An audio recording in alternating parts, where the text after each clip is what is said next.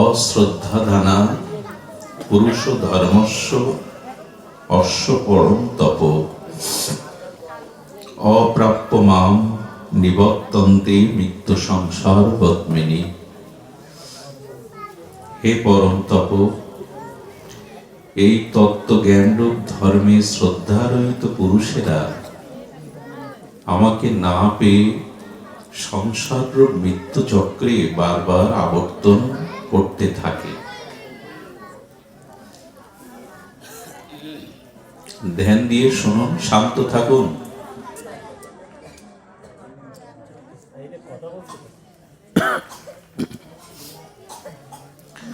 ভগবান বলছেন, ধর্মে যাদের শ্রদ্ধা নাই, যারা জ্ঞান লাভের জন্য, তত্ত্বজ্ঞান লাভের জন্য চেষ্টা করে না, এরূপ যারা, তারা ভগবানকে না পেয়ে এই দুঃখ যাতনাময় সংসারে বারবার পরিভ্রমণ করে। তারা আমাকে পায় না, তারা এই মৃত্যুরূপ সংসার থেকে নিস্তার পায় না। এই জন্য ধর্মের প্রতি শ্রদ্ধা রাখতে হবে, আর তত্ত্বরূপ ভগবানকে জ্ঞাত হতে হবে। এই যে ভগবানের প্রতি, ধর্মের প্রতি শ্রদ্ধা আনুগত্য কখন আসবে? যখন সংসারের মোহমায়া, একটা ভ্রম, মোহ, এই পর্দাটা আমাদের সামনে সরে দাঁড়াবে। দেখুন, সংসারের একটি স্বরূপ শুনুন, খুব ধ্যান দিয়ে শুনুন। আচ্ছা, খুব গ্রীষ্মের তাপদাহ, চারিদিকে তপ্ত আবহাওয়া, গরমের দিন, প্রচন্ড তাপ, ওষ্ঠাগত প্রাণ জীবকুলে। সে সময় কোন সুরম্য অট্টালিকার ঘরের কুঠিরে গিয়ে যদি এয়ার কুলার বা ঠান্ডা মেশিন এগুলো চালিয়ে দেওয়া হয়, তো সেই এয়ার কুলার বা এই বাচ্চাগুলিকে থামান না, এই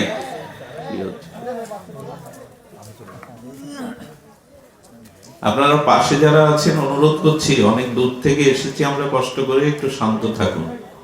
আমরা বেশিক্ষণ আপনাদের কষ্ট দেব না, সামান্য সময় শান্ত থাকুন।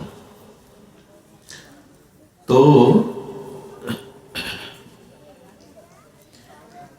তীব্র তাপদাহ, প্রচন্ড গরমের মধ্যে একটা ঘরে যদি এসি এবং এয়ার কুলার, যা পুরো ঘরটাকে শীতল, আপনার দেহটাকে শীতল করে দেয়, তখন বলে, বাহ, বড় পরিতৃপ্ত হলাম, দাও আর একটু শীতল করে দাও।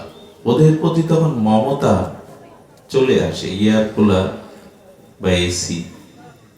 আচ্ছা, ওই একই ঘর, একই মেশিন, এই জানুয়ারি মাসে প্রচন্ড শীতে যদি ওটা ছাড়া যায়,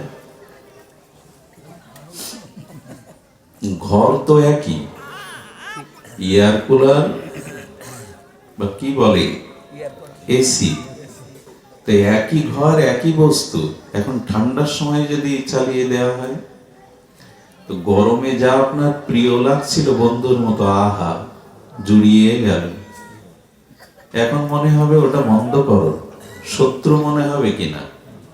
আচ্ছা, ঘর একই, মেশিন নাকি বস্তু, মানে ব্যক্তিও একজন, এক সময় তার প্রিয় লাগছে, এক সময় অপ্রিয় লাগছে। সংসারও ঠিক তাই। সময় একদিন যাকে ভালো লাগায়, যার প্রতি খুব টান, মমতা, ভালোবাসা থাকে, সময় বদলে গেলে সেই হয়ে যায় আমার চক্ষুশূল, সেই শত্রু হয়ে যায়। এই জন্য ভগবান ছাড়া, শ্রী গুরুদেব ছাড়া, সাধু বৈষ্ণব ছাড়া চিরকালীন বন্ধু সংসারে কেউ না।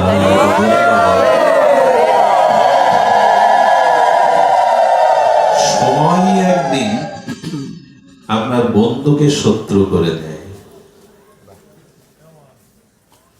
এই জন্য সংসারের আপনত্ব, সংসারের প্রতি প্রবল মায়া না এনে এটা বদলাবে, আজকে যে মিত্র কালকে সে শত্রু। সংসারের অবস্থাটা ভালো করে না জানলে মায়ার পর্দাটা সরে যাবে না, মোহ যাবে না। সংসারের স্বরূপ কেমন জানেন? কংস দেবকী এবং বসুদেবকে, দেবকীর প্রতি এত প্রীতি, এত মমতা যে ভগ্নীকে বিবাহোত্তর কালে, বিবাহের পরে ভোজরাজ ভোজপতি কংস নিজে রাজা হয়ে সারথীর দায়িত্ব নিয়েছেন রথে। তো রাজা, তোমার এত সারথী, আজ্ঞাবাহী, এত দাস চাকর বাকর আছে, তুমি কেন সারথী হয়ে বসুদেব দেবকীকে পৌঁছে দিতে যাচ্ছ শ্বশুরালয়ে? বললেন, দেবকীর প্রতি আমার গাঢ় মমতা, আমি রথে যাব আর প্রিয় ভগ্নীকে বারবার স্নেহ মমতা একটু দেখতে পাবো। শ্বশুর বাড়ি পৌঁছে দেওয়ার জন্য মমতায় ভরা কংস এত মমতা যে নিজে সারথী হয়ে দেবকী বসুদেবকে পৌঁছে দেওয়ার জন্য রথে উঠেছে।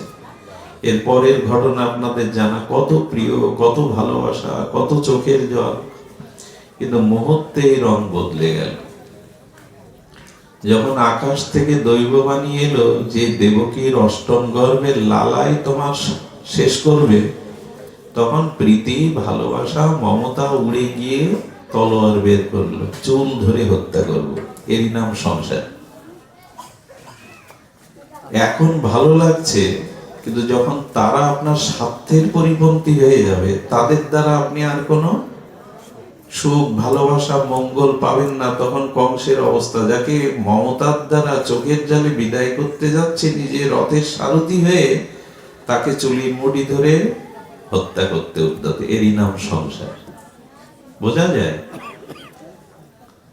আমরা বুঝি না, আমাদের সামনে পর্দা আছে। তো আমি অনেকবার বলেছি, সংসারে চিরদিন কেউ মনের মতো আপনার হবে না, আপনিও কারো মনের মতো হবেন না। সংসারে এই যে স্ত্রী, পুত্র, বন্ধু, কুটুম্ব, দেহ গেহ, আত্মীয় স্বজন, এরা কেউ কারোর মনের মতো কখনোই হবে না। ততক্ষণ মনের মতো থাকবে যতক্ষণ ওদের থেকে আপনি স্নেহ, মমতা, স্বার্থ এগুলি পাবেন। সঙ্গে সঙ্গে কংসের আসল রূপ বেরিয়ে এলো। তো ভাগবত শিক্ষা দিচ্ছেন, সংসারের মমতা, ভালোবাসা এরকম।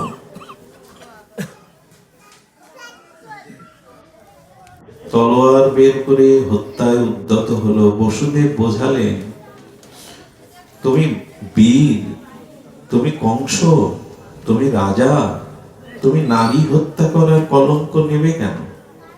আমি সত্য সত্যই কথা দিচ্ছি, আমার পুত্রদের আমি তোমার হাতে তুলে দেব। কথাটা যুক্তি আছে, তাও কলঙ্ক নেব কেন? আচ্ছা, একটা জিনিস লক্ষ্য করুন, কংস তলোয়ার তুলেছে নিজের ভগ্নী দেবকীকে হত্যা করবে। তার মানে কংস মনে করেছে আমার হাতেই দেবকীর মৃত্যু, তাই তো তলোয়ার তুলেছে। অহংকারী ব্যক্তি, ভগবানের বিমুখ যারা, ভজন সাধন যারা করে না, তারা সবসময় অপরের মৃত্যুকে দেখে, অথচ ওর মৃত্যুকে সেও দেখতে পাচ্ছে না। অহংকারী ব্যক্তি মনে করে ওরা সব মরবে, আমি, আমার হাতে দেবকীর মৃত্যু, অথচ ওর মৃত্যুর কথা যে অষ্টম গর্ভে মারবে। অহংকারী ব্যক্তি অন্যের মৃত্যু দেখে, কামনা করে, নিজের মৃত্যুর কথা ভুলে থাকে। এ হলো অহংকারী জীবের, অজ্ঞানী জীবের পরিচয়। তারা মৃত্যুকে স্বীকার করতে চায় না। তো সংসার এমন, এখানে সামনে স্বার্থ এসে দাঁড়ালে আর কেউ কারো নয়। সেই সংসারের প্রতি ভালোবাসা অনুরাগ সবটুকু দিও না। এক ব্যক্তি এক সাধুর কাছে গিয়ে বলছেন, আমার মন ভেঙে গেছে। কেউ এরকম বলে, আমার মন ভেঙে গেছে। ভাঙলো কে? সাধু বলছে, ভাঙলো কে? বলে না, আমার স্ত্রী ভেঙে দিয়ে চলে গেছে, ভুল বুঝে আমারে ছেড়ে চলে গেছে। তো বলছে মন ভেঙে দিয়ে গেছে? বলে হ্যাঁ। সাধু তখন তাকে বলছেন, মন তোমার ভেঙে দিয়ে গেছে, কিন্তু তার কথা মনে করে কাঁদছো, হাই হাই করছো, তাহলে মন থেকে ভেঙে গেল কি করে? মন ভাঙেনি তো।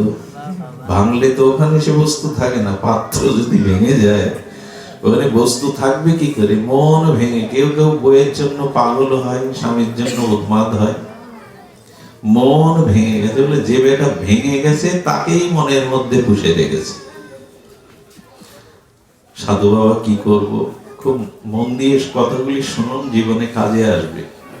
কে কোলাহল করছে, কে কি বকাবকি করছে, ওইদিকে মনটা দিয়ে এদিকে দিন।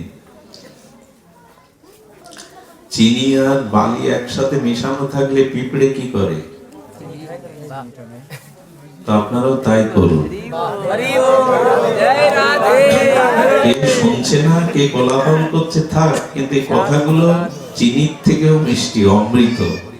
পিঁপড়ের মতো হয়ে বালি ফেলে দিয়ে এগুলো নিন। তো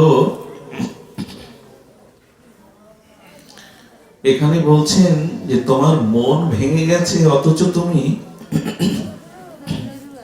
তাকেই মনে করে হাও মাও করছো। সাধু কি করব? উনি খুব মূল্যবান একটা কথা বললেন। বললেন, গোড়া থেকেই তোমার ভুল হয়েছে, আমাদেরও ওই একই ভুল। বলে কি ভুল? বলে দেখো, সংসারে কোন জিনিসটা দিতে হয় এটা গুরুর কাছে, শাস্ত্রের কাছ থেকে জেনে নিতে হয়। কি মার্মিক কথা! কোটি কথার মধ্যে যেন জল জল করছে ধ্রুব তারার মতো।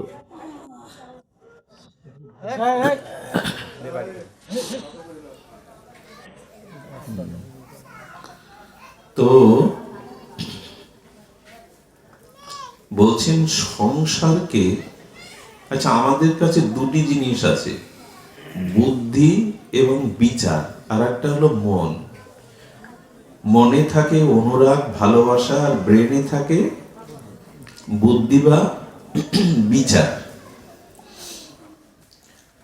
তো সাধু বলছেন প্রত্যেকেই কথাটি স্মরণ রাখুন, সংসারকে বুদ্ধি আর বিচার দাও, আর হৃদয়টা মনটা ভগবানকে দাও, গুরুকে দাও। আমরা ঠিক উল্টে ফেলেছি। আমরা কি করেছি বোঝা যাচ্ছে মা? আমরা কি করেছি? উল্টে দিয়েছি। তার মানে মনটা দিয়েছি স্ত্রী পুত্র দেহ গেহ রূপ যৌবন ভোগ বিলাসে, আর মাঝে মাঝে বিচার করি, বিপদ আসবে, রোগ শোক আসবে, এবার একটু ভগবান ডাকি। বিচার দিয়েছি মাঝে মাঝে ভগবানকে, একটু ধর্মকর্ম করি, আর মন দিয়েছি স্ত্রী পুত্রকে। উল্টে গেল কিনা? এটাই হলো অভিশাপ মানুষের। এত মার্মিক কথা না? কথাটি বারবার বললেও নতুন মনে হবে। আবার একবার শুনি। বিচারটা বুদ্ধিটা সংসারকে দিন, নালে সংসার চালাতে পারবেন না। সংসারটা বুদ্ধির জায়গা, কৌশলের জায়গা। ভীম দুর্যোধনের গদা যুদ্ধে কোথায় আঘাতটা করলে দুর্যোধন মরবে, পরাজিত হবে, ভীম এটা জানে না। গোবিন্দ ইশারায় উরু চাওড়াচ্ছেন হাত দিয়ে, এখানে মারো। সংসার করতে গেলে কৌশল চাই, বুদ্ধি চাই। হাওয়া গোবা হলে সব ফাঁকি দিয়ে নেবে, আপনাকে ফেলে দেবে। কিন্তু বুদ্ধি সংসারকে, বিচার সংসারকে দিন, নালে লোপাট যাবে সংসার। কিন্তু মন সংসারে দিয়েন না, মন বা ভালোবাসা ভগবানকে দিন। উল্টে গেছে। উল্টানো কি আর হয়? উল্টে কি সোজা দেখা যায়? আমাদের সব উলট পালট হয়ে গেছে। যে ঝড় হয় না, টর্নেডো বলে, বৈদ্যুতিক ঝড়, 5 মিনিটেই একটা গ্রাম লন্ডভন্ড হয়ে যায়। এর চাল ওর ঘরে, এর গাছ ওর খেতে। আমাদের জীবনে এই উলট পালট ঝড় সব উলট পালট করে দিয়েছে। মন দিয়ে বসছি যৌবনকে, রূপকে, টাকাকে, সংসারের স্ত্রী পুত্রকে, আর বিচার দিয়েছি ভগবানকে। একটু ডাকা দরকার, একটু আহ্নিক করা দরকার। মনের অভিশাপ ঘুচবে না যদি মন ভগবানকে না দেন। এই জন্য ভগবান আপনার কাছে অর্থ, বিত্ত, রূপ, যৌবন না আছে বললেন, মন মনা ভব, মন আমায় দাও। গীতায় বলছেন, মত চিত্ত, তোমার মনটা আমায় দাও।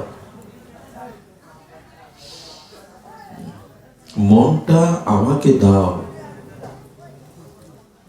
মনে যদি আমি জায়গা করে নিতে পারি তোমার, তখন এই মন আর পতনের দিকে যাবে না। অর্জুন মন রূপ ভগবানকে দিয়ে দিলেন। এই জন্য অর্জুনের রথ বিজয়ের পথে, ধর্মের পথে, গৌরবের পথে গেল।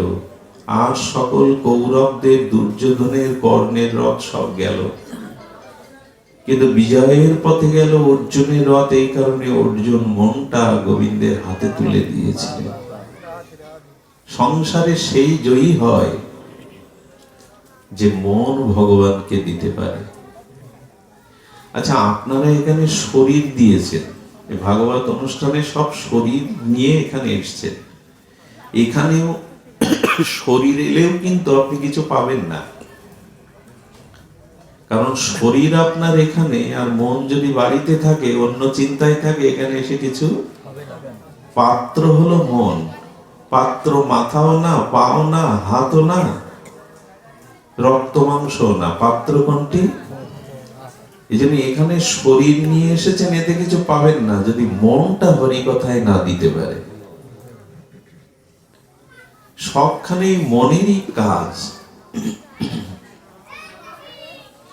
দুই বন্ধু ছোটবেলা থেকে অভিন্ন হৃদয়, পারস্পরিক প্রীতি। একজন চলে গেছে মদ, নারী, জুয়ার পথে, ভোগের পথে, আর একজন গেছে শুদ্ধ প্রেম, ভক্তি, ভজনের পথে। যৌবনে অনেকদিন পর দুই বন্ধুর সাক্ষাৎ। এখন লক্ষ্য করবেন, যার যেমন সংস্কার স্বভাব, সে সেই দিকে। যেমন বনের বাঘ গভীর জঙ্গলে থাকতে ভালোবাসে, জঙ্গলের গভীরের মধ্যে, বাসে কিনা? সিংহ কোথায় থাকতে ভালোবাসে? গভীর গুহার মধ্যে। সিংহ কিন্তু বাইরে থাকে না, গভীর গুহার মধ্যেই থাকতে ভালোবাসে। রাজহংস পদ্ম প্রস্ফুটিত স্বচ্ছ সরোবরে থাকতে ভালোবাসে। শগুন বা বক, শগুন মৃত প্রাণী শ্মশানে যেখানে পড়ে থাকে, ওই মৃত প্রাণীর মাংস খাবে বলে শ্মশানের দিকে, ভাঙাড়ের দিকেই শগুনের দৃষ্টি থাকে। আর অসৎ ব্যক্তি সর্বদা অসৎ ব্যক্তির সাথেই থাকে, সৎ ব্যক্তি সর্বদা সৎসঙ্গের সাথেই থাকে। যার যেমন সংস্কার, যার যেমন মন বা সংস্কার পূর্বজন্মে, সে সেটাই বেছে নেয়। এই জন্য মানুষ সহজে, যতই উপদেশ দেন, সহজে সংস্কার বা স্বভাব পরিবর্তন করতে। এটা কেমন জানেন? কুকুরের লেজটাকে সোজা পাইপ দিয়ে সমাজ রেখে দিই, তারপরে পাইপ খুলে ঘি দিয়ে টানুন আরো 2 মাস, সোজা হবে তো? সমাজ পাইপ দিয়ে রাখলে হবে না। বলেন, ঘি দিয়ে টানলেও কুকুরের লেজ ছেড়ে দিলেন তো। যার যেমন সংস্কার বা স্বভাব, সে সহজে সেটা ত্যাগ করতে পারে। তো মদ, নারী, জোয়া নিয়ে যে বন্ধু আছে, সে বলছে, আরে হরি হরি করলি, কীর্তন, সাধুসঙ্গ, হরি কথা শুনলে, আজ আয় একটু আনন্দ নে, আমি যা করি মদ নারী আয় আমার ওটা টানছে যে যার কথা। একটা কথা এই পরিসরে বলে রাখি, খুব অপূর্ব। এই কথা শুনলে হয়তো আপনার কল্যাণ হবে, হতে পারে না, হবে যদি শ্রবণ শ্রদ্ধার সহিত করে। আমি স্তম্ভিত হয়ে গেছিলাম এই কথা শুনে। সে কথাটি হলো এই, গতকাল এই প্রসঙ্গে মনে একটু আলোকপাত করেছিলাম আমরা। এক দরিদ্র ব্রাহ্মণ কন্যা দায়গ্রস্ত, খুব ধ্যান দিয়ে শুনুন। মেয়ের বিবাহ, পিতা হয়ে যদি কন্যা সম্প্রদান না করতে পারে, এর থেকে ভারী বোঝা পিতার কাছে আর হতে পারে না। দরিদ্র ব্রাহ্মণ, কোনো উপায় নাই, যজমানও তখন আর সহযোগিতা করে না, এমনকি সংসারে অন্যের গ্রাস সাধন করতে পারে না। স্ত্রী কন্যা তাদের মুখে দুটো অন্ন দিতে পারে না। দিন দিন নিজের এই অযোগ্যতা, অপরগতা, এই ক্ষুধা, কন্যা দায়গ্রস্ত পিতা ধীরে ধীরে উনি মানসিকভাবে ভেঙে পড়লেন। চিন্তা করলেন আমি মরব, বেঁচে থেকে কিছু করতে পারলাম না, তো আমার মৃত্যুই শ্রেয়। তখন চিন্তা করলেন আচ্ছা মরবো এমন ভাবে যাতে জীবনে তো কারো কাজে আসতে পারলাম না, না সংসারে, না পুত্র কন্যা, না ভগবানে, অন্তত মরে একজনের কিছু করে দেয়। তো কি সিদ্ধান্ত নিচ্ছেন? গভীর জঙ্গলে বাঘের সামনে গিয়ে পড়ব, তাহলে অন্তত আমার দেহের মাংসগুলো খেয়ে অন্তত একজন বাঘের ক্ষুধাকে আমি নিবৃত্তি করতে পারি। অন্তত আমাকে খেয়ে তো তার ক্ষুধাটা যাবে, আমি তো কারো ক্ষুধা দূর করতে, কারণ আমার শরীর দিয়ে আমি মরার আগে একজনের ক্ষুধা অন্তত দূর করি। ভাবনার তরঙ্গ কিভাবে খুলে যায়। তো উনি গভীর জঙ্গলে গেছেন, এদিকে ধ্যান দিন, কে কি বলছে ধ্যান। গভীর জঙ্গলে উনি যখন প্রবেশ করছেন, তখন সিংহ বেরিয়ে এসে পরাক্রমশালী হুঙ্কার দিতে শুরু করেছে। চোখ লাল হয়ে গেছে, কান দুটো খাড়া হয়ে গেছে, লোমগুপ গুলো শিকারের আগে। বনরাজ শপথ সংকুল হিংস্র সিংহের যে লক্ষণ প্রকাশ হয়েছে, কিন্তু উনি তো আসছেন আসলে নিজেকে উৎসর্গ করতে, এই জন্য ওনার ভয় নাই। ওই সিংহের পাশে একজন রাজহংস, বনের একটা রাজহংস বসেছিল। খুব ধ্যান দিয়ে শুনতে বলছি। রাজহংস হঠাৎ সিংহকে বলছেন, পশুরাজ আপনি একবার লক্ষ্য করেছেন সিংহের গহ্বরে, সিংহের মুখে যারা আসে তারা প্রাণের ভয় পায়, সংকুচিত থাকে, কিন্তু ও বীর বেশে, বীরত্ব বেশে আপনার কাছে আসছে কেন জানেন? আপনার কাছে নিজেকে সমর্পণ করার জন্য। মৃত্যু ভয় থাকলে তো পালাতো, দৌড় দিত। চোখে মুখে তাকিয়ে দেখুন পশুরাজ, এখন আপনি বনের রাজা, আপনি শ্রেষ্ঠই বনের, আপনার কাছে যদি মৃত্যু ভয় উপেক্ষা করে সাহস বুকে নিয়ে কেউ আপনাকে সমর্পণ করতে আসেন, তাকে আপনি খাবেন? আপনার বাচ্চাগুলিকে আপনি খান? ও আপনার কাছে সমর্পণ করতে এসছে, ও বড় অভাবী, বড় দুঃখে ওর জীবনটা আপনার কাছে সঁপে দিতে এসছে। দেখুন ব্যাঘ্র সিংহ তো বাচ্চাগুলিকে লালন করে, দুধ খাওয়ায়, বা ওদের তো মমতা দিয়েছেন। দেখুন পৃথিবীতে এমন কোন প্রাণী নেই যার হৃদয়ে গোবিন্দ ভালোবাসা দেয়। কুকুরগুলো, পাখিগুলো দেখবেন খাদ্য বানায় সে বাচ্চা ঠোঁটের মধ্যে দিয়ে দেয়, তো বাবা মাকেও তো দেয় না আজকালকার ছেলে মেয়েরা, ওরা দেয়। বিড়ালগুলো, কুকুরগুলো কিভাবে জড়াজড়ি করে খেলা করে দেয়। মমতা সবার মধ্যে, ভালোবাসা সবার মধ্যে প্রভু দিয়ে, নাহলে পৃথিবীটা মরুভূমি হয়ে যেত। ভালোবাসা না থাকলে পৃথিবী অনেক আগেই মরুভূমি, পুড়ে ছারকার হয়ে যেত। ওইটুকু আছে, গোবিন্দ এক বিন্দু দিয়েছেন, তাই আমরা বেঁচে আছি। তো সিংহের হৃদয়ে মমতা এলো। রাজহংস বলল, বড় অভাবী, কন্যা দায়গ্রস্ত, সিংহ গুহার মধ্যে ঢুকেছে, ঢুকে মুখে করে একটা পুটুলি এনে ওর সামনে ছড়ে দিয়েছে, যা নিয়ে যা। পুটুলিটা খুলে দেখে সব সোনা হীরা।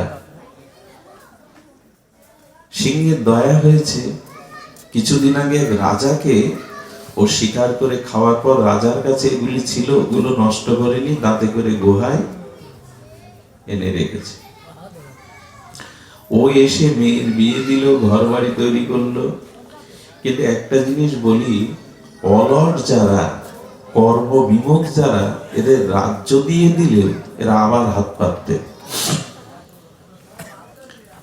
পৃথিবীতে আধ্যাত্মিক জগতে, ভক্ত জগতে বা সংসার জগতে যারা অলস, এদের কোনো স্থান নেই, এরা কিছু পায় না জগতে।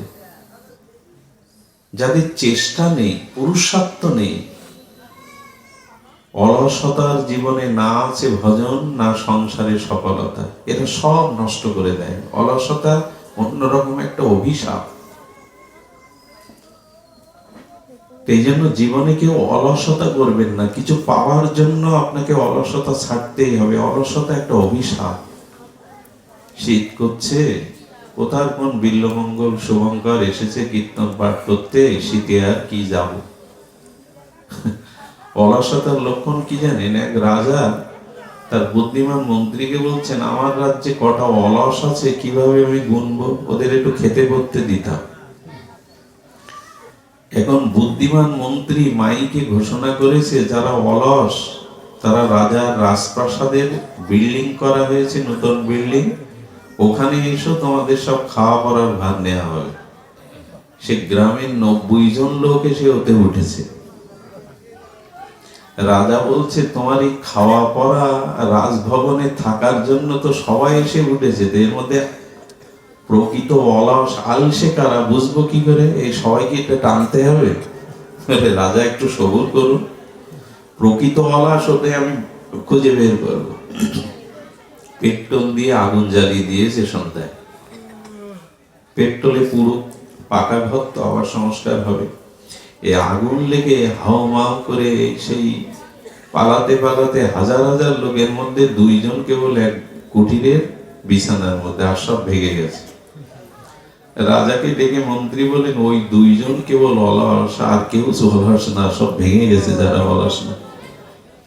এবার আগুন লাগতে লাগতে যে ঘরে 2 জন অলস শুয়ে আছে, অলসের কাজ কি? কাজ নেই, শুয়ে থাকা। তাই একজন বলছে, ওরে যে আগুন যে ঘর বন্ধ এলো, বলে এখনো কাছে তো আসেনি, আর একটু ঘুমাতে দে। আর একজন বলছে, সন্ধ্যা নেমে যাচ্ছে, একটু তো আলো জ্বালাবার দরকার, বলে আগুন আসছে, তাও নতুন করে আলো কি জ্বালাবে। মহারাজ, এরাই প্রকৃত আলসে, এদের ভূষণ আপনি।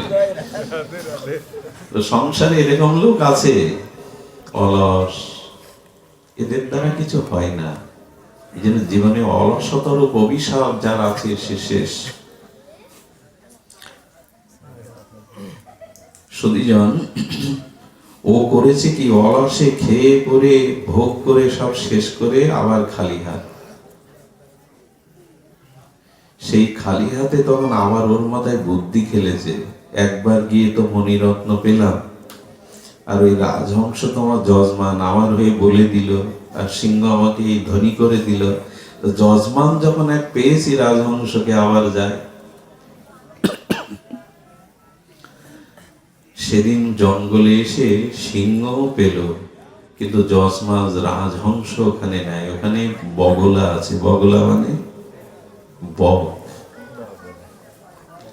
বকের সাধু শব্দ হলো, হিন্দিতে বলে বগলা। বক আছে, দুটোই সাদা, দুটোই একই রকম দেখা যায়। তো যখন ও সিংহের সামনে বেশ মুড নিয়ে যাচ্ছে, জানে তো আমাকে খাবে না, আগেবার মণিরত্ন দিয়েছে, এবারও যত্ন করে কিছু দেবে। তো সিংহ যখন বেরিয়ে আসছে, তখন বগলা বলছে, সিংহর মমতা আছে যে ভিখারি কাঙাল কিছু নেই, আমার কাছে স্বর্ণাপন্ন হয়েছিল, আবার কিছু দেব, ও স্থির আছে। কিন্তু বক বলছেন, আপনি না রাজা, আপনি না পরাক্রমী, আরে মানুষ আপনাকে যদি ভয় না পায়, আপনি কি শিয়াল? আপনার পুরুষত্ব কি নষ্ট হয়ে গেছে? আরে ওকে স্বীকার করুন, হুঙ্কার দিন। মানুষ এরপর আপনাকে মানবে না বনরাজ বলে, পরাক্রমী বলে মানবে না। আপনি কি সব হারিয়ে ফেলেছেন? আরে ও মানুষ, সত্যলোভী মানুষ, ওকে দেখে হুঙ্কার দিন। আপনাকে প্রমাণ করতে এসেছে যে আপনার বীর্যবত্তা নেই, আপনার হিংস্রতা নেই, আপনি বনরাজ না। এই ঢুকিয়ে দিল বুদ্ধি, খেলো, শেষ করে দিল পেটের মধ্যে। ঘটনা বা গল্প শেষ, কিন্তু রয়ে গেল এর তত্ত্ব। এর তত্ত্ব কি জানেন? আপনার পাশে যদি রাজহংসরূপ কোন পরমহংস সাধু থাকে, তখন আপনার বিবেক বিচার হিংস্র পশুকেও শান্ত করে দেয়, মঙ্গলের কারণ করে দেয়। আর যদি অসৎরূপ বক থাকে, কারো অসৎসঙ্গ থাকে, তবে সে আপনাকে শেষ করবে। জীবনে আর কিছু না করুন, অসৎসঙ্গের সংস্পর্শে ছায়াও ডিঙাবেন না। এই একটা কথা আজ এখান থেকে নিয়ে যান, আপনার জীবনের অনেক অভিশাপ, অমঙ্গল, ধ্বংস হতে বেঁচে যাবেন। জীবনে ভগবানের কাছে প্রার্থনা করবেন সকালবেলা উঠে, রাধা গোবিন্দের, নিতাই গৌরের কাছে, তোমাকে পাই না পাই প্রভু, তোমার কোন ভক্ত সাধু সঙ্গ দিও জীবনে। তোমাকে পাই না পাই, তোমার ভক্ত সঙ্গ দিও। ভগবানকে পাওয়ার প্রয়োজন নাই, ভক্ত পেলেই হয়ে যাবে, সব পাওয়া হয়ে যাবে। এই জন্য নিবেদন করব, পরমহংসরূপ সাধু থাকলে মানুষের বিবেক বিচার জেগে ওঠে, আর বকরূপ অসৎসঙ্গ থাকলে ধ্বংস, ক্ষয়, শেষ হয়ে যেতে। তো মন প্রসঙ্গে বলছিলাম, দুই বন্ধু, মদ, নারী, জুয়া, যে আছে বলছে চল না বন্ধু, চল আজ আমার সাথে চল। তো কি বলবো আপনাদের, ও বন্ধু বলল, না রে, আমার পথ ওটা না, আমি গিয়ে ওখানে স্বস্তি পাবো না। তো যার যে স্বভাব সংস্কার সেদিকে যায়, ও পতিতালয়ে গেল, ও কীর্তনে গেল, হরিকথায় গেল। এই হরিকথায় ও পতিতালয় থেকে, এ সাধুসঙ্গ থেকে আসতে আসতে বজ্রপাতে দুজনেরই মৃত্যু হয়, কিন্তু গতি হলো উল্টো। সারা জীবন পতিতার মদ, নারী, জোয়া থেকে সে স্বর্গে গেল, আর ওকে যমদূত নিতে এলো যে কীর্তনে ছিল। উত্তর একটাই, ও কীর্তনে থাকলে ওর মনটা পড়েছিল পতি। আহা বন্ধু এত আমোদ ফুর্তি করছে, একদিন গেলেই তো মিটে যেত, একদিন একটু স্বাদ নিলে আর কি ক্ষতি হতো, মনটা পড়েছিল। আর পতিতালয় থেকে নিজেকে ধিক্কার দিচ্ছিল, ছি মনুষ্য জীবনে বন্ধু ভগবত পথে, আর আমি এখানে পাপ করছি। এই মনের গতির কারণে একজনের উদ্ধার, একজনের পতন। তো এখানে যদি এসে থাকেন, শরীর আনবেন, শরীর এনেছেন ঠিক কথা, কিন্তু মন যদি এখানে না দেন, এই জন্য মনের গতিটা, মনটাকে ভগবানকে দিতে হবে। প্রসঙ্গ ছিল মন ভগবানকে দিতে হবে, বিচার বুদ্ধি দিতে হবে সংসার, না হলে কিন্তু ঠকে যাবই, ঠকে তো গেছি আমরা। এই জন্য আপনাদের কাছে বিশেষ অনুরোধ করব যে এই পরিস্থিতি থেকে বেরিয়ে আসতে হবে আমাদের। এই পরিস্থিতি থেকে যদি বেরিয়ে না আসি, আর এই বেরিয়ে আসার একমাত্র উপায় এমন সাধু সঙ্গ, ভগবত কথা প্রসঙ্গ। এর থেকে জগতে কল্যাণময়, আনন্দময়, ভগবত প্রাপ্তিময় আর কোনো বস্তুই নেই। জীবনে অন্য কোনো ভজন সাধন, সৎকর্ম, পূজা পার্বণ, তীর্থযাত্রা না থাকে, থাকুক, একমাত্র যদি সাধু সঙ্গে হরিনাম, হরি কথা শোনার ভাগ্য হয়, তবে তাতেই প্রেম ভক্তি।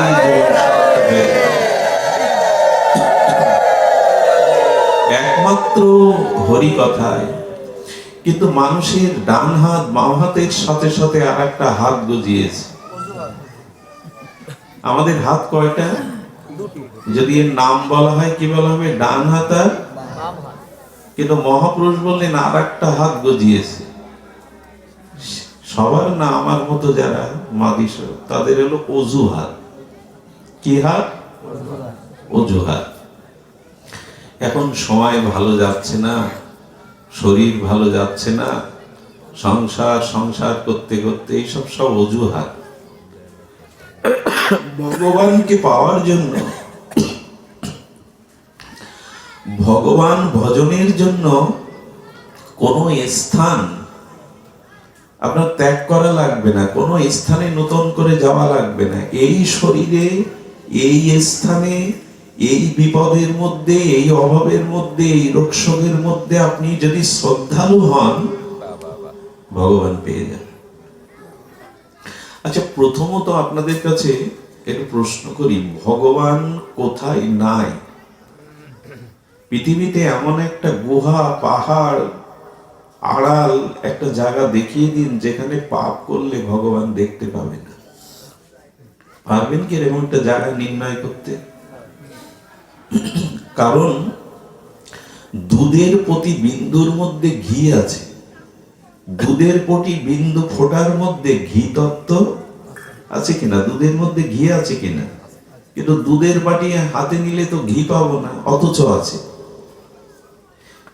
এই যে কাঠ না, এই যে টেবিলটা যদি কাঠের হয়, এর মধ্যে আগুন আছে, কিন্তু ও দেখতে কাঠের, এই যে শীত পড়েছে তো আপনি একটু তাপ দরকার, শুকনো কাঠগুলো এনে হাত ওর উপর দিয়ে বলেন কাঠ আগুন দাও, দেবে কি?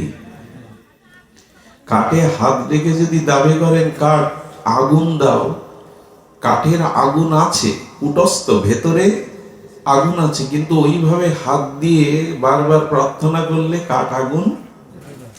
ওই কাঠ দুটো ঘষুন, ঘর্ষণ করতে করতে ঘর্ষণ ক্রিয়া যোগে ওর ভিতরে সুপ্ত কুটস্থ আগুন বাইরে প্রকাশ, অথচ আগুন আছে, হাত দিলে বুকে জড়িয়ে দিলে তাপ পাবেন।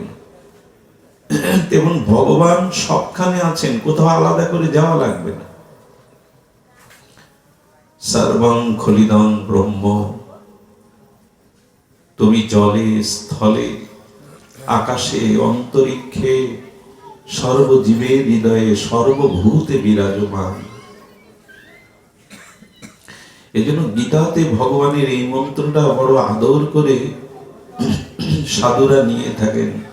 গতির ভট্টা প্রভু সাক্ষী, নিবাস শরণাং সরিধ, প্রভব প্রলয়ং স্থানাং নিধনানাং বিজম অব্যয়ম। তুমি গতি, তুমি ভরণ পোষণকারী, তুমি ভর্তা, তুমি স্বামী, তুমি প্রভু, আমরা সকলে তোমার দাস, তুমি ঐশ্বর্যের মালিক, সৃষ্টি স্থিতি প্রলয়ের অধিকর্তা। তুমি গতি, তুমি ভরণ পোষণকারী, ভর্তা, স্বামী, তুমি প্রভু, তুমি সমস্ত জীবের সকল কাজের সাক্ষী, তুমি জীবের একমাত্র আশ্রয়, তুমি না থাকলে জীবের কোনো আশ্রয় থাকে না। তুমি আমার দেহে হৃদয়ে আত্মারূপে আছো, তাই সংসারে আমাকে সবাই রেখেছে, পতি পুত্র আত্মীয় স্বজন বলে ভালোবাসছে, খাওয়া দাওয়া করছি, কিন্তু তুমি হৃদয় থেকে পাত্র থেকে সরে গেলে শ্মশানে পুড়িয়ে দেবে, মাটির নিচে দিয়ে দেবে। তুমি একমাত্র আশ্রয়, আর তুমি একমাত্র শরীর। শরীর মানে তুমি আমার কাছে কোনো উপকার না চেয়ে আমাকে উপকার করো। বন্ধু কারা? যারা বিনিময় করে, দেওয়া নেওয়া, খাওয়া দাওয়া, গোপন কথা বলা, কিন্তু শরীর পাওয়া যায় না। শরীর মানে প্রত্যুপকারের আশা না রেখে যারা উপকার করে। ভগবান আপনার আমার কাছে কোনো আশা করেন না, অথচ সারাটা জীবন উপকার করে, আলো দিয়ে, বাতাস দিয়ে। এই জন্য শরীর প্রভাব প্রলয় স্থানে, এমনকি এই অনন্ত বিশ্ব ব্রহ্মাণ্ড যেদিন প্রলয় হয়ে যাবে, ধ্বংস হয়ে যাবে, মহাপ্রলয়, সেদিনও সমস্ত জীবের সত্তা তোমাতেই আশ্রয় পাবে। সেদিন তোমাকেই আশ্রয় করবে জীব। নিধানানাম বীজম অব্যয়ম, এই জগতে যা কিছু সৃষ্টি তার বীজ তুমি। নিধানানাম বীজম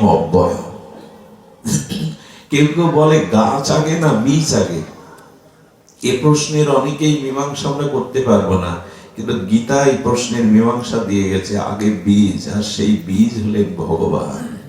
তিনি থেকেই সবকিছু সৃষ্টি। তো ভগবান কোথায় না, এই জন্য স্থান পরিত্যাগ করা লাগবে না, অজুহাত দেখাবেন না। শরীর খারাপ, সময় খারাপ, অভাব অনাটন, এগুলি ভজনের জন্য কোনো বাধা নয়। আচ্ছা দেখুন, দেবকীকে, বসুদেবকে কংস কোথায় রেখেছে? কথা বলুন।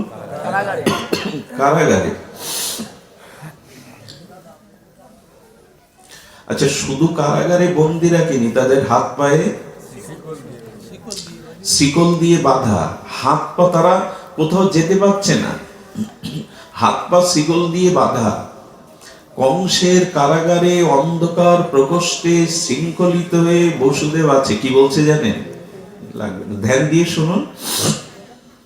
টনসিলের সমস্যা, গলাও ধরে গেছে, কথা বলতে কষ্ট হচ্ছে, তবু আমরা বলে যাই হরি কথা হরি বলান, শরীর বলে না, আমরাও বলি না। তো শুনুন, কংসকে ডেকে ডেকে বলছেন, ভগবানকে ডেকে ডেকে বলছেন, হে প্রভু, কংস আমাদের শরীর বাঁধতে পারে, আমাদের মন বাঁধার ক্ষমতা কংসের নাই। সংসার আপনার শরীরটাকে বেঁধে রাখতে পারে, শত্রু আপনার শরীর বাঁধতে পারে, হাত পা, মন বাঁধবার ক্ষমতা নেই। সেই মনটা কেন ভগবানকে ডাকছো না? একটা হলো বন্ধন, আর একটা হলো বন্ধন। বন্দনা বলে না, একটা হলো বন্ধন, আর একটা হলো বন্দনা বা বন্ধন। তার মানে দড়ি দিয়ে বন্ধন আছে, কিন্তু মনের বন্ধনা তো কেউ বাঁধতে পারবে না।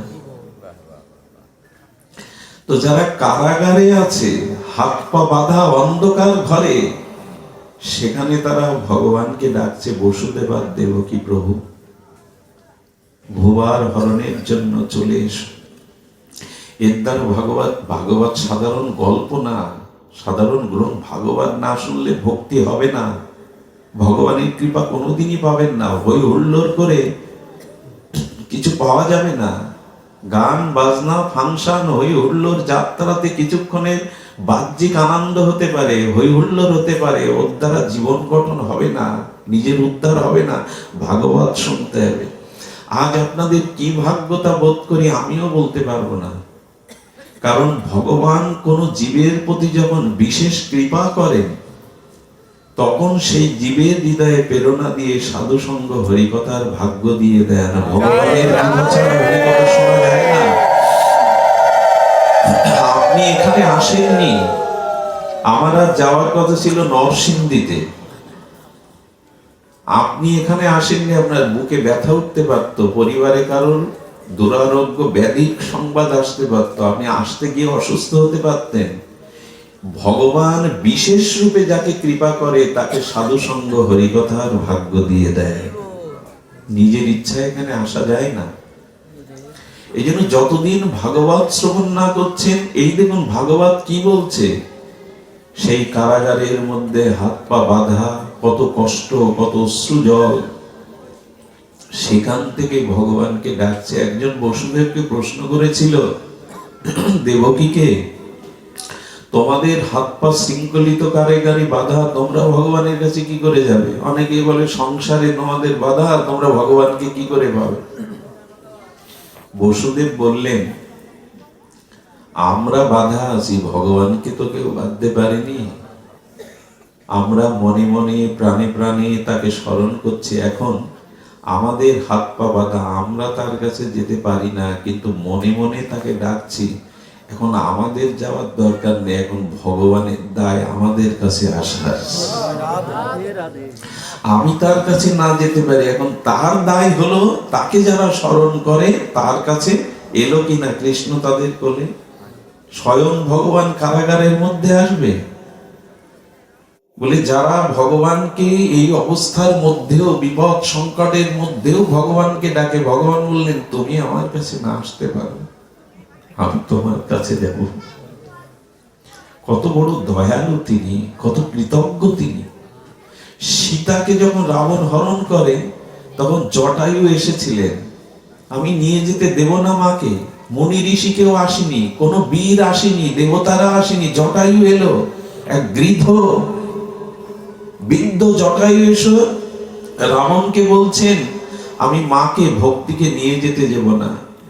আচ্ছা, কোথায় ত্রিলোক বিজয়ী দেবতাদের ত্রাস রাবণ, আর কোথায় একটা পাখি গৃধ জটায়ু?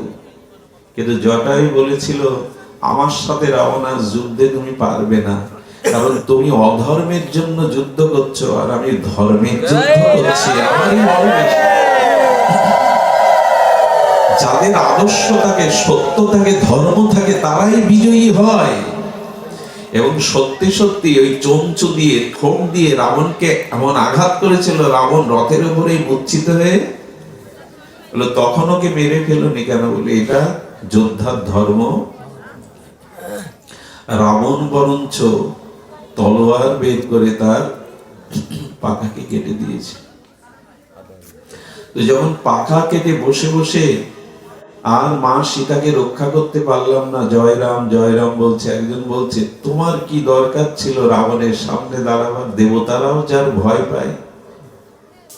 এখন পাখা কেটে আছে, এখন তো আর ভগবান যেখানে তীর্থ, যেখানে সাধুসঙ্গ, যেখানে উড়ে যেতে পারবে না। তখন জটায়ু বড় মার্মিক কথা বলেছিল, আমি মা সীতা ভক্তিকে রক্ষার জন্য পাখা দিয়ে দিয়েছি, আমি উড়ে যেতে পারি না, কিন্তু ভগবান আমার কাছে এখন আসবে। আমি ভক্তি রক্ষার জন্য পাখা হারিয়েছি, এখন ভগবানের দায়িত্ব। কি করেছিল জানেন? রাম এসে, গৃধ মানে শগুন, এটা উপজাতি। রাম এসে নমস্কার করেছিল জটায়ুকে, জটায়ু, যোগী ঋষি মুনি কেউ আসেনি, তুমি সীতা রক্ষার জন্য প্রাণ উৎসর্গ করে দিয়েছো। বললেন, আমার পিতা দশরথ দেহ রেখেছে, আজ থেকে তুমি আমার পিতা, এসো আমার কোলে এসো। যারা ভগবানের জন্য জীবন উৎসর্গ করে, ভগবান তাদের বুকে নিয়ে নেয়। এই জন্য কখনো অজুহাত দেবেন না, আমার অভাব অনটন, সময় নেই। সব অবস্থার মধ্যেই এই একটা বড় প্রমাণ, ভগবানকে পাওয়া যায়, শুধু মনটা তাকে দিই। মহাপ্রভু অপূর্ব একটা শ্লোক বলে গেছেন, পরবেশিনী নারী ব্যাঘ্রাপি গিরকর্মসু তদেবা আসমাদনাত্ম নব সুন্দর আসায় নাম।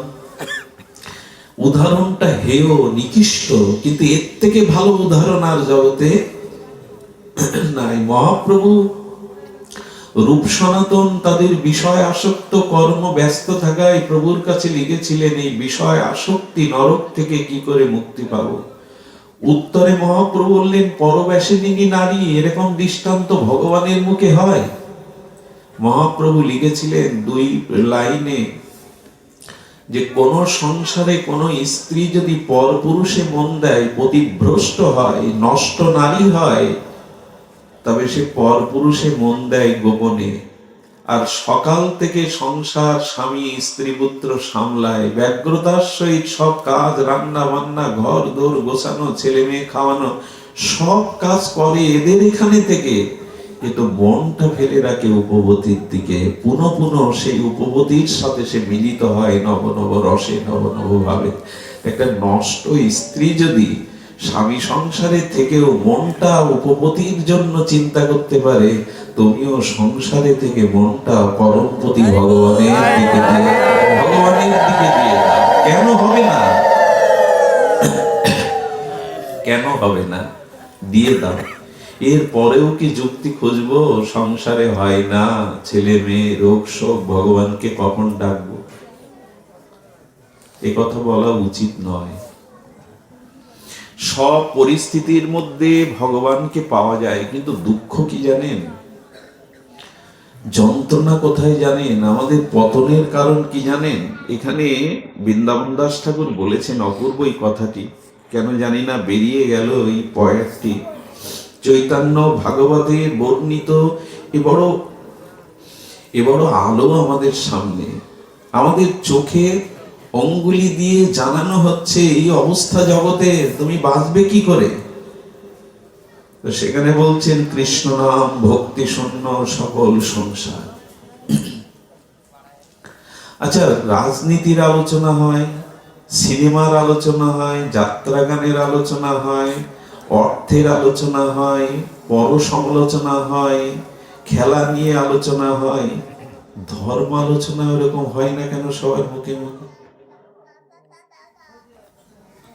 দেখবেন চারিদিকে এখন দেখুন রাজনৈতিক আলোচনা, সামাজিক আলোচনা, সাংসারিক আলোচনা, সিনেমার আলোচনা, যাত্রার আলোচনা, পরনিন্দার আলোচনা, কার সংসারে কি ঘটছে তাই নিয়ে চায়ের টেবিলে, দোকানে, পাড়ার মোড়ে ধর্ম আলোচনা এরকম হয় না কেন? ওটা হলে তো সে উদ্ধার হয়ে যেত, নিজের কল্যাণ হতো। ওইসব যে রাজনীতি, সমাজনীতি, অর্থ নিয়ে এত কিছু আলোচনা হচ্ছে, এত গবেষণা হচ্ছে, পৃথিবীতে অভাব মিটছে, শান্তি আসছে, বিশ্বে কল্যাণ হচ্ছে? বিশ্ব কল্যাণের জন্য গোবিন্দ বলেছেন মচ্চিত্ত মদ্গত প্রাণা বোধয় অন্ত পরস্পরম কথায় অন্তস্য মাং নিত্য অন্তঃসন্তি চ। যদি শান্তি পেতে চাও, আমার কাছে ফিরে আসতে চাও, তবে পরস্পরে একত্রিত আমার গুণগাথা আলোচনা করো, আমার কথা শ্রবণ কীর্তন করো, তবেই কল্যাণ হবে। কিন্তু দেখবেন 4-5 জন এক জায়গায় হলে পরের কথা, পর সমালোচনা, সাধু নিন্দা, অমুক তমুক হচ্ছে, কিন্তু কৃষ্ণ নাম ভক্তি শূন্য সকল। কবিগুরু কি বলেছে জানেন? কবিগুরু বলছেন তোমার কথা হেতা কেউ তো বলে না, করে শুধু কোলাহল। তোমার কথা হেতা কেউ তো বলে না, করে শুধু কোলাহল। সুধা সাগর তীরেতে বসিয়া ওরা পান করে হলাহল। তোমার কথা ছেড়ে যারা শুধু পরনিন্দা, পরচর্চা, সংসার কথা বলে গেল, এরা বিষ খেলো অমৃত ছেড়ে। নদীর অমৃত নদীর পাশে বসে এরা বিষ খাচ্ছে। অনুরোধ করব, মাথার চুল ছিলন, কিন্তু পরের নিন্দা, পরের সমালোচনা করে পাপের ভাগী হয়ে পিছিয়ে যাবেন না। মদ খায় যারা, মাতাল যারা, তারাও যদি কোনোদিন সাধুগুরুর কৃপা পায়, তাদের উদ্ধার হবে। বৃন্দাবন দাস ঠাকুর বলেছেন মাতাল জগদীপে হইবে উদ্ধার, পরনিন্দাকারীর কব নাহিক নিস্তার। মাতালও যদি কখনো সাধুগুরুর কৃপা পায়, উদ্ধার হবে। কিন্তু পরের দোষ অন্বেষণ যারা করে, পরনিন্দা যারা করে, এদের নিস্তার কোনো কালেই। সংসারে ধর্ম আলোচনা, ভগবত কথা কোথাও নাই। এই যে এদের দেখছেন, সামনে দেখে বুকটা ফুলে উঠলো। এদের যেখানেই পাবেন দেখবেন ওরা ওই কথা বলছে, আহা কাল কি আলোচনা হলো, কি অপূর্ব কথাটা, ওই ভগবানের কথা। এই জন্য জীবনের যেটুকু সময় পাবেন, এই জন্য তো বলছেন কথাটা একটু লিখে নাও তো মায়েরা, মনে লিখে নাও, খাতা কলম লাগবে না। যার মুখে ভাই হরি কথা নাই, তার কাছে তুমি যেও না। যার মুখ দেখি ভুলে যাবে হরি, তার মুখ পানে। এই দুটো লাইন একটু মনে করে চলুন না, দেখবেন সব অশান্তি, যন্ত্রণা, নিজের পিছিয়ে যাওয়া, ধ্বংস এড়াতে পারবেন। যার মুখে ভাই হরি কথা নাই, তার কাছে তুমি যেও না। সে তোমাকে বিষ পান করাবে, ওই নিন্দা, সমালোচনা, অমুক তমুক এই পান করাবে। যার মুখ দেখলে হরির কথা ভুলে যেতে হয়, ভগবানের কথা ভুলে যেতে হয়, তার মুখের দিকে তাকিও না, সর্বনাশ হয়ে যাবে। এসব কথাগুলো কি এখানে বসে শুনবো, না জীবনে কাজে লাগাবো? সময় তো ফুরিয়ে এসছে। কে বলতে পারে যে আমার কিডনি ড্যামেজ হয়নি ভেতরে? কে বলতে পারে আমার হার্ট ব্লক হয়নি? কে বলতে পারে কাল সকালে আমার জন্য সূর্য উঠবে, আমি তো রাতেই মরতে পারি? এত ভরসা করে কি করে বসে আছেন খেয়ে পরে? মৃত্যু তো যে কোনো সময় আসতে পারে, হিসাব তো সব কর্মের দিতে হবে। আর কেন? প্রথম কলিতে হইল ভবিষ্য আচার। মহাপ্রভু কৃপা করে যুগের সময়টাকে, কলির শেষে যেটা হওয়ার কথা সেটা প্রথমেই, যাতে জীব কল্যাণ পায়। ধর্মকর্ম লোক সব এই মাত্র জানে, মঙ্গল চণ্ডীর গীত করে জাগরণে। বৃন্দাবন দাস ঠাকুরের কথা আমার না, ভুল বুঝবেন না। অনেকেই আছে বাড়িতে বছরে বেহুলার ভাসান দেয়, দিতে পারে, দেওয়া উচিত মানত টানত করলে। কিন্তু যে বেহুলার ভাসান দেয় সে কোনোদিন বাড়িতে দুজন বৈষ্ণব এনে হরিনাম দেয় না। ধর্মকর্ম বলতে মানুষ কি মনে করে জানেন? পাঠা বলি দিয়ে ওই হলো ধর্ম। আমার সন্তানের বিপদ দূর করার জন্য আর এক মার কোল খালি করব। ধর্মকর্ম লোক সব এই মাত্র জানে। বৃন্দাবন দাস ঠাকুর বলছেন ধর্মকর্ম বলতে মানুষ এগুলিই বোঝে। আর ভগবানের কাছে গেলে, মন্দিরে গেলে আমি তাকে কি দিলাম, আমি তাকে কতটুকু সুখ দিলাম না দিনে সে লিস্ট করে নিয়ে যায় কি কি চাইবো। ছেলের রোগ ভালো করো, মেয়ের ভালো জামাই দাও, বিপদ দূর করো, টাকা দাও। তুমি কি দিয়েছো ভগবানকে? তুমি এসেছো তার কাছে। আচ্ছা, দোকানদারকে, পাড়ার মোড়ের কোন মুদি দোকানদারকে 30 টাকা দিয়ে এক প্যাকেট লবণ দিলে, টাকা দিলেন ও বস্তু দিল, এরপর ওর সাথে খাতির করবার দরকার আছে? মনের বিনিময় হয় ওর সাথে? কারণ আমি টাকা দিয়েছি, সে বস্তু দিয়েছে। তো যারা ভগবানের সামনে নিজের স্বার্থ পূরণের জন্য যায় তাদের সাথে ভগবানের প্রেম ভক্তি কোনো কালে হয় না, বিনিময় হয়, ব্যবসা হয়। এই জন্য ভগবানের সামনে গিয়ে মাথা নত করে শুধু নিজের সুখের জন্য চাইবেন না। আমি গতদিন কোথায় যেন বলেছিলাম, বৃন্দাবনের এক মরমী ভক্ত কাঁদতেন ভগবানের সামনে গিয়ে। একজন বলছে তুমি কাঁদো কেন? তো গোবিন্দের দিকে তাকিয়ে বলছেন, শুনেছি ভক্তের চোখের জল তোমার খুব ভালো লাগে। ভক্ত যখন গোবিন্দ গোবিন্দ রাধা রাধা বলে কাঁদে গোবিন্দ, তখন তোমার খুব সুখ হয় যে ও সংসারের জন্য না কেঁদে আমার জন্য কাঁদছে। তাই তোমাকে সুখ দেওয়ার জন্য যদি কয়েক জন্ম কাঁদতে হয় আমি কাঁদবো, তুমি সুখী হও। এই কথাটা হয়তো ভেতরে আমরা যেতে পারলাম না। কত বড় কথা বলুন তো! আমার চোখের জল দেখে যদি তোমার আনন্দ হয় তো আমি জন্ম জন্ম কাঁদবো যাতে তোমার সুখ হয়। এই হলো ভক্তি। 10-12টা চাওয়া পাওয়া নিয়ে ভগবানকে প্রণাম করলাম, এটা ভক্তি না, এটা বাণিজ্য। তারপরেও বলি, কামনা বাসনা রেখেও যদি হৃদয়ে থাকে তবু অন্য কারো কাছে না চেয়ে ভগবানের কাছে চান। কামনা বাসনা তো আমাদের যাবে না, আছে অনেক চাওয়া পাওয়া, বিপদ আপদ। যদি চাইতেই হয় অন্য কারো কাছে না চেয়ে গোবিন্দের কাছে চান। আচ্ছা, ছোট্ট বাচ্চা, দোকানদার মোড়ে দোকান খুলে বসেছে, তাকে যদি বলে 5 টাকা দিয়ে একটা বেলেট দাও, দোকানদার দেবে। ও কেনা বেচা করতে বসেছে, কিন্তু মার হাতে বেলেট চাইলে শিশুর হাতে মা দেবে?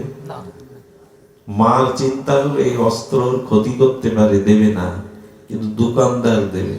তেমন গোবিন্দের কাছে যদি কামনা বাসনা নিয়ে যান, গোবিন্দ বললেন আমা মাগে, আমা ভজে মাগে বিষয় সুখ, অমৃত যদি বিষ মাগে এত বড় মূর্খ। আমার সামনে এসে কামনা বাসনা চাইছে, এরা মূর্খ। আমি বিজ্ঞ তাহে বিষয় বিষ কেন দিব, সচরণামৃত দিয়া তাকে বিষয় ভোলাইব। রাধারানীর কাছে, নিতাই গৌরের কাছে যদি কামনা বাসনা নিয়ে যান আপনাকে দেবে না, আপনার যা কল্যাণ হবে। এই জন্য বলছি, কামনা বাসনা যাই থাক গোবিন্দের কাছে যান, রাধারানীর কাছে যান। গোবিন্দ বললেন আমি তো মূর্খ না, ও মূর্খ হতে পারে, আমি ওকে চরণ দিয়ে দেবো, ভক্তি দিয়ে দেবো, ওর যা ক্ষতি হয় তা দেব। অকাম বা সর্বকাম মূর্খ কাম বা উদারথি তীব্রেণ ভক্তি যোগেন যজতে পরমং পুরুষ। পুতনা তো বিষ নিয়ে গেল, পুতনা গোবিন্দকে হত্যা করতে গেল। কবা দয়ালু শরণং, ভগবান বলছেন এমন দয়ালু কে আছে যে পুতনার মতো রাক্ষসী গোবিন্দকে হত্যা করতে নকল বেশ নিয়ে গেল, আর গোবিন্দ তাকে মাতৃগতি ধাত্রীগতি দিয়ে গেল। কবা দয়ালু শরণং, এমন কে আছে যে যাকে হত্যা করতে গেলে, বিষ খাওয়াতে গেলে সে আমাকে বৈকুণ্ঠ গতি দেয়, ধাত্রীগতি দেয়। এই জন্য ভগবানের কাছে যান, কাম কামনা যাই থাকে রাধা মাধবকে, নিতাই গৌরকে জানান। এই জন্য বলছেন ধর্ম কর্ম লোক সব এই মাত্র জানে, মঙ্গল চণ্ডীর গীত করে।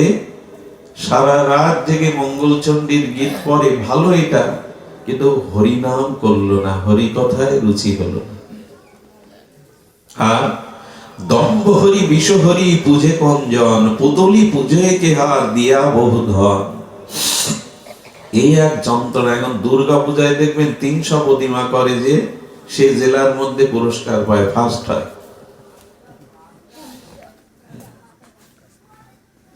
কি আশ্চর্য!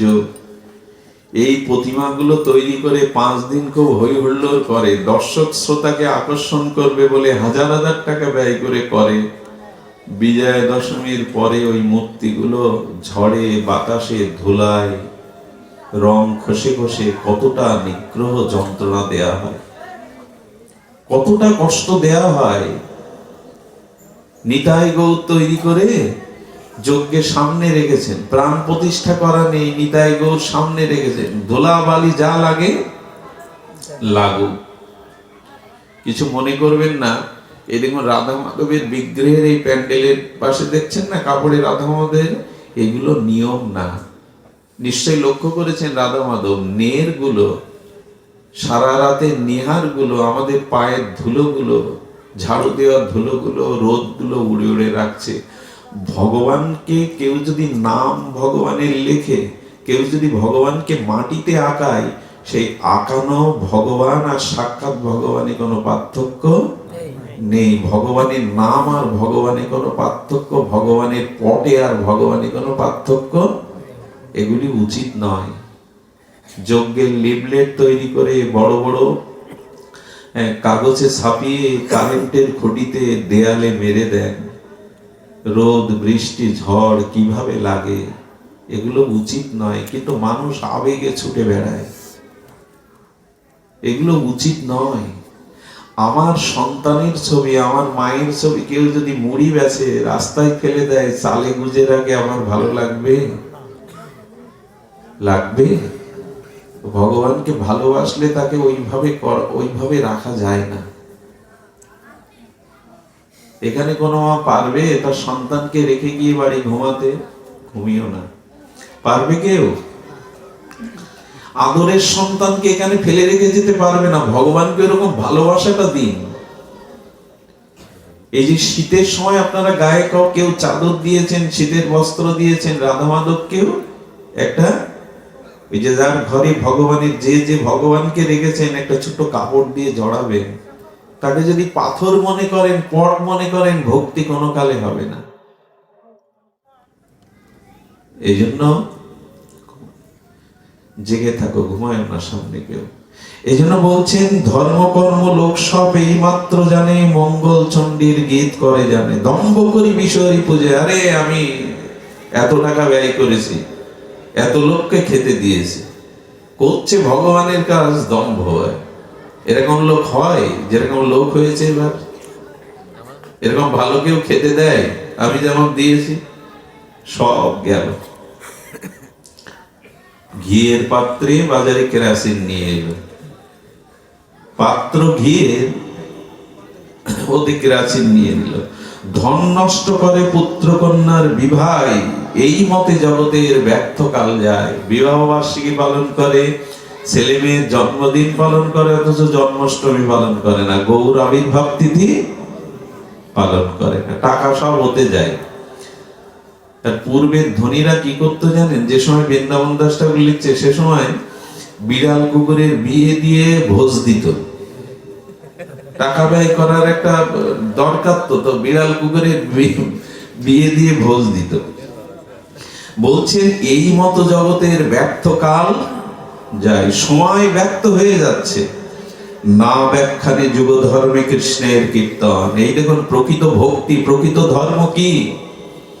বলে না ব্যাখ্যানে যুগ ধর্ম কৃষ্ণের কীর্তন। এই যুগ ধর্মই হলো হরিনাম সংকীর্তন, হরি কথা এই যুগের ধর্ম,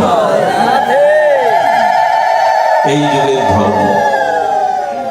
দোষ বিনা গুণ কারো না করে কথন।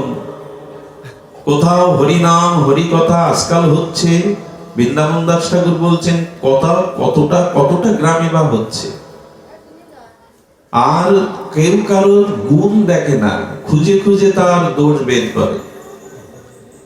দেখুন, আমি এক জায়গায় পাঠ করতে গেছি, তো সেখানে আমার স্নান করারও সময় হয়নি। দুপুরে খুব দ্রুত এক গুরুদেবের কথা রক্ষার জন্য আমি ধুতিটা কাঁচা মেরে পড়বো, সে সময়ও নেই। ভোগারতির সময় চলে যাচ্ছে, মোটরসাইকেল দাঁড়িয়ে, আমি ধুতিটা কাঁচা মেরে পড়ার সময় পাইনি। আমি পাঠ করলাম, কাঁদালাম, হাসালাম, হরি কথা বলে চলে আসলাম। পরে গুরুদেব বললেন, বিল্ল, তোমার হরি কথাতে শান্ত হয়ে শুনলো বটে, তবে এত ভালোর মধ্যে ওরা তোমার দোষ খুঁজে পেয়েছে। বললাম, প্রভু কি? ধুতি কেন কাঁচা মেরে পড়ে, ওইটা দেখতে পেয়েছে, এত হরি কথার একটাও দেখতে পাই। আমি বললাম, বাবা অন্যায় তো আমার, কিন্তু সময় ছিল না হাতে বাবা, চিন্তা করতে পারেন? তো সেখানে বললাম, বাবা আপনি ওদের কি বললেন? আমি বললাম, সাধু অদোষদর্শী হয়, সাধু কখনো কারো দোষ দেখে না। এই হলো আমাদের অবস্থা। গুণ একটাও দেখবে না, খুঁজে খুঁজে, কোথা থেকে খুঁজে খুঁজে, খনি খোঁজার মতো ওই একটা অবগুণ দোষ। আর কিরকম চালাক জানেন আমরা, কি বুদ্ধিমান আমরা। অমুকের সব ভালো, অমুকের সব ভালো, কিন্তু কিন্তু না দিলে চলতো না। বাংলায় কিন্তু শব্দটা মর্মান্তে, ও সব ভালো ভালো বক্তব্য দেয়, ভালো কণ্ঠ, ভালো ভালো বুঝায়, কিন্তু এইটুকু না দিলে চলতো না। আমাদের দুর্দশাটা ওই, একজন না সব বিষয়ে ওই দোষ খুঁজে বেরোতো। তার দোষ ছিল সবার বাড়ি খাওয়া। কেউ কেউ আছে তো পেটু খেতে ভালোবাসে, একবারই খাওয়ার পরে সে বলছে লোকদের, বেটা কৃপণ, তেল দেয়নি, মশলা দেয়নি, দায় সারা। পরে আরেক জায়গায় খেয়েছে, সে একেবারে বেশি বেশি দিয়েছে, এখন 16 আনা পূর্ণ করে দিয়েছে। বলে আজকে কি? এত তেল দিলে হয়, এত মশলা দিলে হয়, এত বেশি বেশি দিলে হয়? আচ্ছা, এক জায়গায় সব খুব ভালোভাবে হয়েছে, তেলও বেশি না, কমও না, খুব সুস্বাদু হয়েছে, সবকিছু অনেক ভাগের হয়েছে। সেদিন সবাই অপেক্ষা করছে আজকে কি বলে, দেখি ও তো দোষ খুঁজে বের করা। বলে আজকে কি বলবে? অত ভালো ভালো না, একটা কিছু বের করবে। আমাদের দুর্দশা হলো, একটা মানুষের মধ্যে তো শুধু দোষ থাকে না, গুণও থাকে। যদি সাধু হতে চাও, ভালো হতে চাও, অপরের গুণটাকে দেখো। কেন সাদা কাপড়ে দাগ লাগাচ্ছ? ওর দোষটা কেন নিজের মধ্যে লাগাচ্ছ তুমি? এখন বর্তমান সময়ে দেখবেন ওই দোষকেই খুঁজে খুঁজে বের করা একটা, এর মধ্যে আমরাই অনেকেই আছি, এরপরেও আমাদের কোনো না কোনো একটা দোষ। ঠাকুর রামকৃষ্ণ বললেন, কুলোর মতো, কুলো কান, চুমো কান। চুমো মানে ওই যে আগে, এখন তো আর গ্যাসটা, এখন আর চুমো লাগে না, সব তো বদলে গেছে। এখন কাপড় কাচতেও ওয়াশিং মেশিন, শুকানোও লাগে না। আগে টিভিটা ছেড়ে দিতে গেলে চ্যানেলটা বদলাতে একটু খাট থেকে উঠতে হতো, এখন আর তাও লাগে না। মানুষের রোগ হবে না কেন? রিমোট হাতে নিয়ে চ্যানেল বদলায়। আগে তো উঠে গিয়ে চ্যানেলটা বদলাতে হতো। ন্যাশনাল টিভি, কাপড় কাচাও লাগে না, ওয়াশিং মেশিন, কি দুরবস্থা।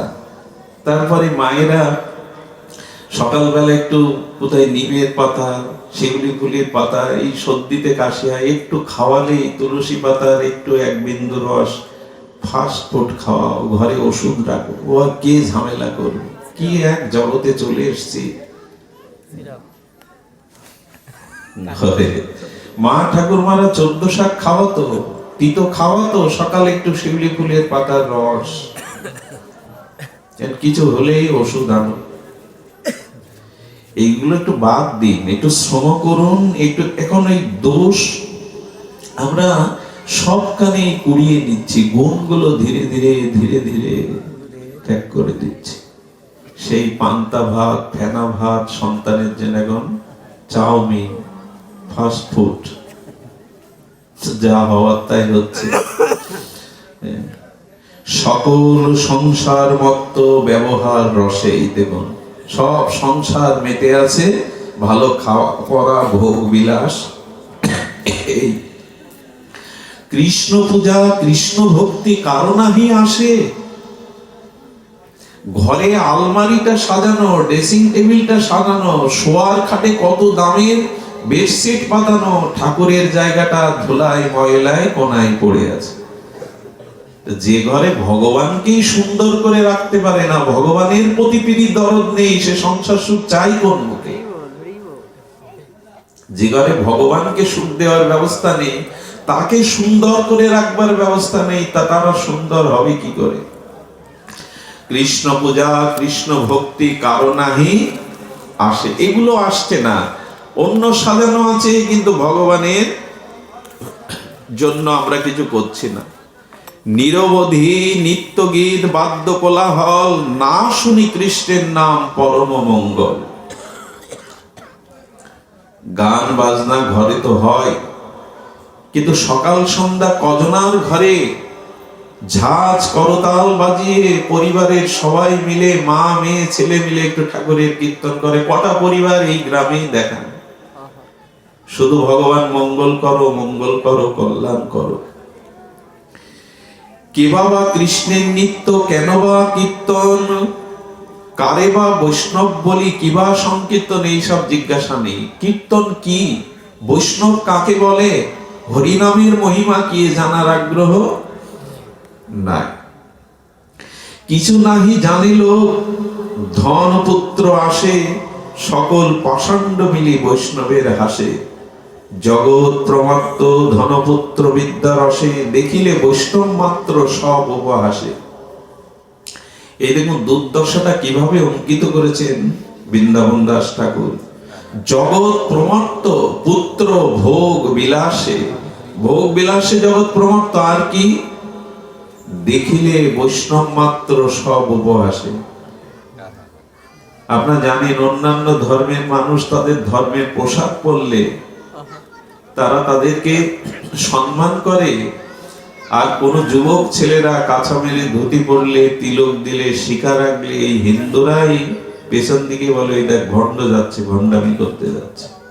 নিজে তো করে না, আর যারা এগুলো আচরণ করে তাদের সমালোচনা করে। এই জাতির উন্নতি কল্যাণ কি করে সম্ভব? এরা বৈষ্ণব দেখে উপহাস করে, মালা তিলক দেখে উপহাস করে।